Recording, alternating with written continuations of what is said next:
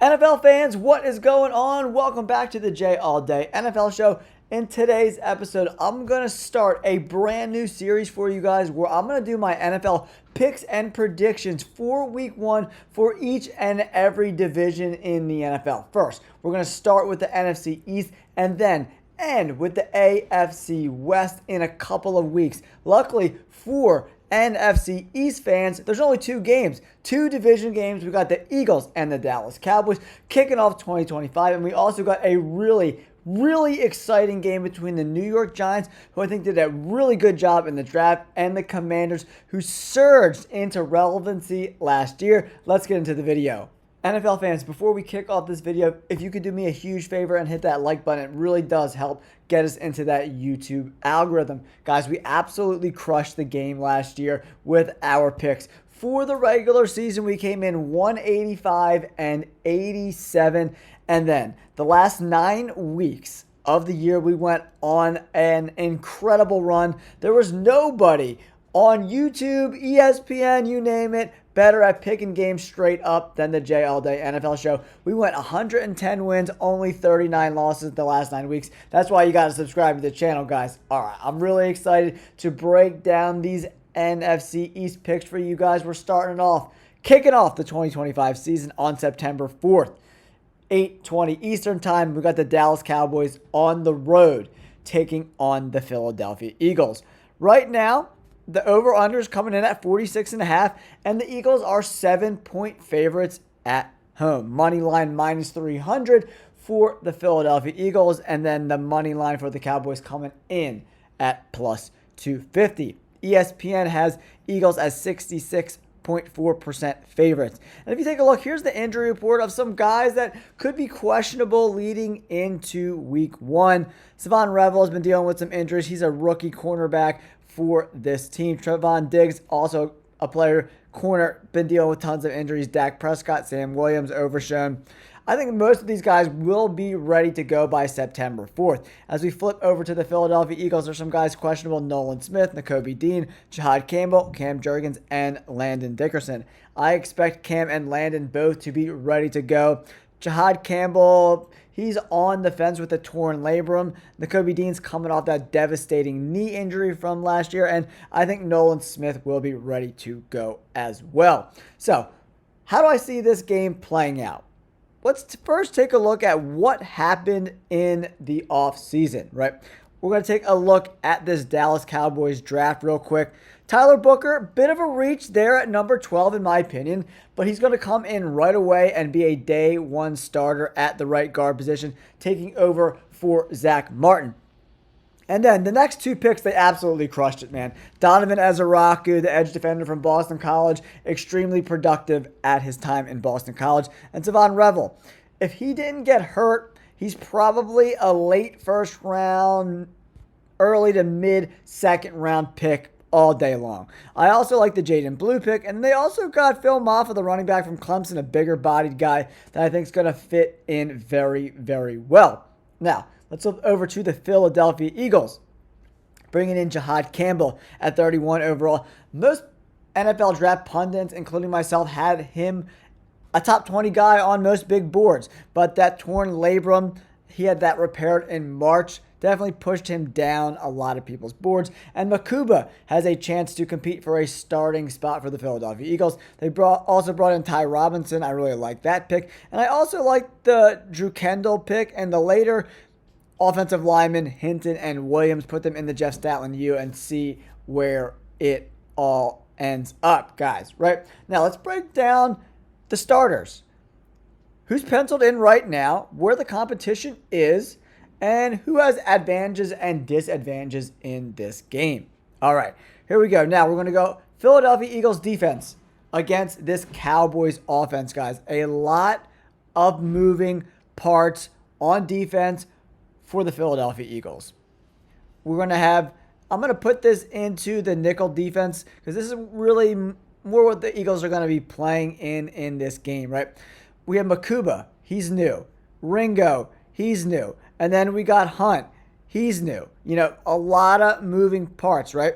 So CJ Gardner-Johnson got traded to the Houston Texans. Darius Slay went on to sign with the Pittsburgh Steelers. We also lost Milton Williams, who's going to be replaced by Ojimo. And then Jalix Hunt, the rookie from last year, really played well towards the end of the year. He's going to replace Josh Sweat, who is now in Arizona, right? A lot of moving parts for this defense. It's going to be very, very interesting to see how it all plays out, especially because this Cowboys offense, especially some of the skill position players, are a little revamped. They brought in George Pickens from the Steelers to be paired with CeeDee Lamb.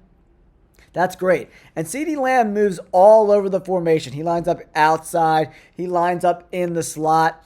New head coach Schottenheimer is probably going to run a lot of 12 personnel. So we'll have to see what his offense looks like as the season progresses, right?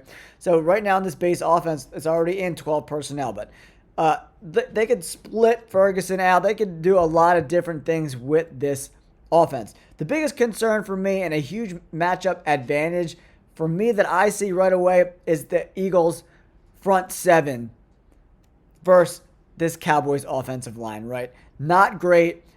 We got a rookie starting here, second-year player starting here. Tyler Guyton was awful last year, 49.4 grade and over 650 snaps. He was horrific. Terrence Steele was okay. He's kind of had an up-and-down career, the 28-year-old, 6'6", 310.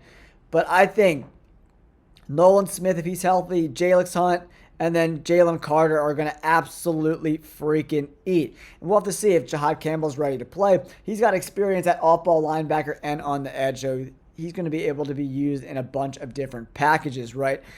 I'm not sure if this offensive line is ready for the power and just straight man power that's coming from Zach Bond, Jalen Carter, Ojimo, Nolan Smith, and even Cooper DeJean, man. You saw what he did against Derrick Henry. He's great in the slot, being very close to the line of scrimmage. They don't really have a true number one running back, man. Javonte Williams is the guy right now for the Cowboys. It's really going to limit what they can do offensively, right? But can the Cowboys take advantage of Khalid Ringo, who is now penciled in as the starter? That's probably what's going to happen. We'll have to see how the other guys look in camp.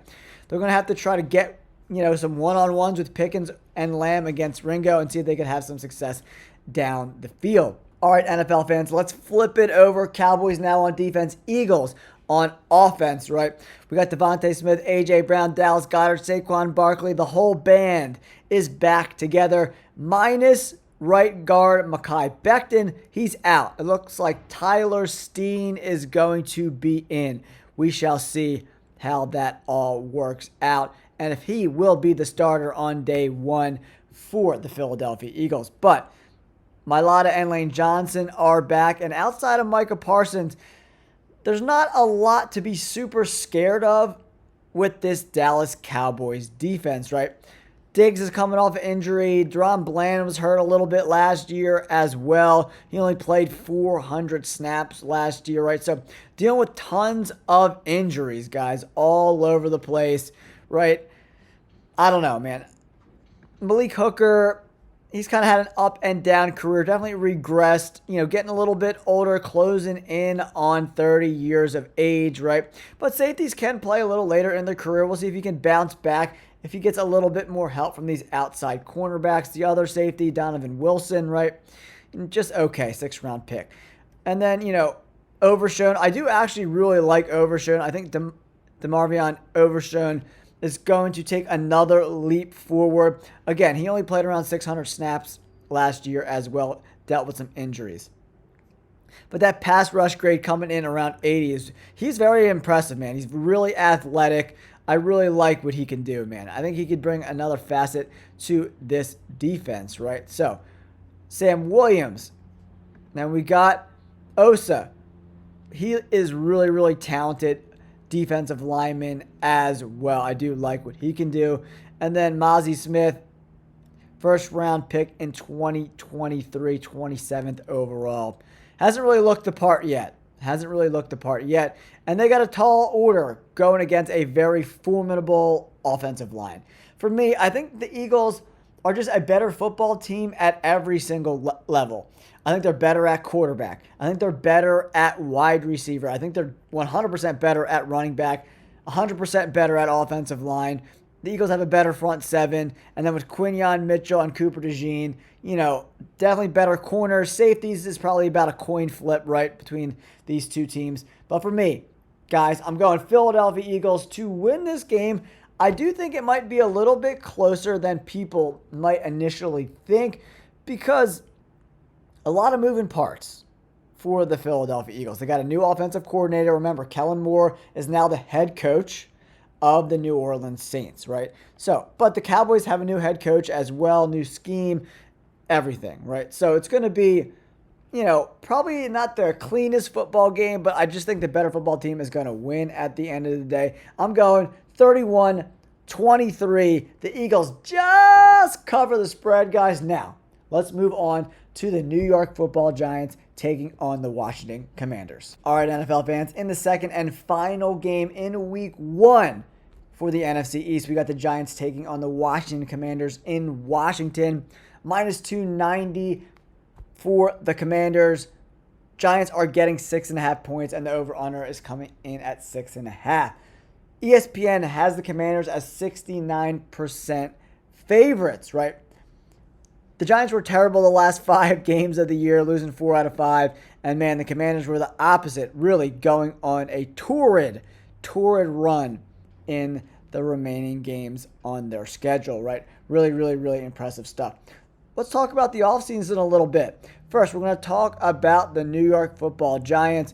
Abdul Carter, Jackson Dart, Darius Alexander, Cam Scatterboo, Marcus M'Bow. Woo! Baby, what a draft. And I like Thomas Fadone II, too, the tight end. Really, really impressive draft for the New York Giants, guys. One of my favorite drafts in this entire offseason was the Giants, right? So they brought in Russell Wilson. They also brought in Jameis Winston, Javon Holland. Moves I absolutely love. I think Russell Wilson is going to be able to give this team some stability that it very, very, very much needs, right? And then for the Commanders, they draft Josh Connerly Jr., who's probably going to play on the right side because Laremy Tunsil came over in a trade from the Houston Texans. They're really revamping this offensive line in order to protect their franchise quarterback, Jaden Daniels. They also got a really good player in the second round, Trey Amos. And Jalen Lane from Virginia Tech in round 4, absolute steal. Not a lot of picks because they also traded for Deebo Samuel. Now, let's take a look at how these teams match up on the field with these projected starters. There's a lot that can happen from now until kickoff, right? So this is just take this depth chart with a grain of salt. First, we're going to start off with the Giants on defense in this base defense. Let's take this over to nickel and see what's going on. Man, look at this front 7, front 6, whatever you want to call it, depending on if the nickel guy's in or not. But oh my goodness, Brian Burns, Dexter Lawrence, Abdul Carter, Kayvon Thibodeau, man. Oh, man, oh, man. In this base defense, if we want to take a look at it this way, really, really, really, really impressive stuff, guys. But there's no way Abdul Carter's not going to be on the field. That's why I'm keeping it in nickel. So, they also improved the secondary with bringing in Javon Holland. They definitely saw what happened when they lost Xavier McKinney. Not great. They were terrible last year. I do like Tyler Nubin. I liked him in college at Minnesota. I thought he was a good player. I think he'll be all right. So, the offensive line for the Commanders is good-ish. Tunsil didn't have a great year last year. The Houston Texans' offensive line was a complete shit show. But with Terry McLaurin, Zach Ertz coming back, Deebo Samuel, and on the outside, Noah Brown, this offense is looking pretty good. They got Austin Eckler still juiced up. 30 years of age. Still a pretty good player, man. If he could stay healthy, which he had trouble with last year, he's still a pretty decent back in my opinion, right? But Jaden Daniels played out of his mind, right? Can this impressive D-line of the Giants get after Jaden Daniels and make him make mistakes? We'll have to see if that happens. I think they can absolutely do it. I think this game is going to be a lot closer than people think. Dexter Lawrence, Brian Burns, and Abdul Carter coming at you, ears pinned back. Woo, baby. If these corners are just mediocre, they're going to be very, very, very successful. Now, if we flip it over and make the Commanders go on defense, Giants on offense. I think this is where this game is won and lost because the Commanders' defense is not very good at all, especially in the secondary. Marshawn Lattimore was awful last year. He's 29. He hasn't really been good for a few years, guys, straight up. And, in limited action, 600 snaps isn't like a super small sample size. He was terrible, straight up. Can he bounce back? Was he playing through injuries? We'll have to see. And then they got another rookie outside corner. Who's covering Malik Neighbors? I don't think Lattimore or Amos are capable of matching up one-on-one. I really wish the Giants went out and got a true number 2 wide receiver. I'm not the biggest Darius Slayton guy. He's just okay. And you need to be better than okay in this division, guys, right? If we get out of this 12 personnel, we're going to move to 3 wide receivers, And then Wan'Dale Robinson, I don't know. They didn't do enough, in my opinion. If you take a look at this draft, how do you not draft another wide receiver in this entire draft? That fries my brain. And I think Joe Sheen, the GM, is a dumpster fire. If you hire me, I would do 10 times a better job than Joe Sheen has done in his time there. I don't love it. And the offensive line isn't great either. There's just, besides Andrew Thomas, it's a bunch of mediocre guys. And that's it. Another position that I thought they really should have addressed more thoroughly. I like Marcus M'Bow, but, not addressing the offensive line or the wide receiver spot until the 5th round is a giant oversight, no pun intended. So, but this defense, outside of Bobby Wagner, who is timeless, he's unreal. He'll be 35 going on 36 by the time the freaking season starts, but he was unbelievable last year. And I do like myself some Frankie Louvu. I think he's a pretty quality linebacker for sure. But the pass rush isn't going to be there. And that really, I do like Sanders Striel from Michigan. He had a really good year in 2024 as a rookie, right? He's more of a slot guy. He's too small to play the outside at 5'10", 182. There's no chance he's guarding guys like CeeDee Lamb and A.J. Brown. There's just no possible way that he's going to be able to do that. I don't know. I think the Commanders are going to regress a little bit this year. This defense is just not very good. Teams are going to have a whole year of tape on Jaden Daniels, but he does have some added weapons, so we'll have to see how that plays out. But who do I ultimately think wins this game? I'm going with the Commanders, right? I think that offense is going to be on the field a lot in Washington. So I think early on, Jaden Daniels might struggle. I think the first half, taking the first half under, that's the pick right there. I think there's going to be a struggle to score points in the first half. But I think Jaden Daniels is going to be able to figure it out in the second half. I like the under in this game too. Now I'm going in a close game, 20-13. The Washington Commanders get it done at home. So the Eagles and the Commanders both get W's. Don't forget to like and subscribe.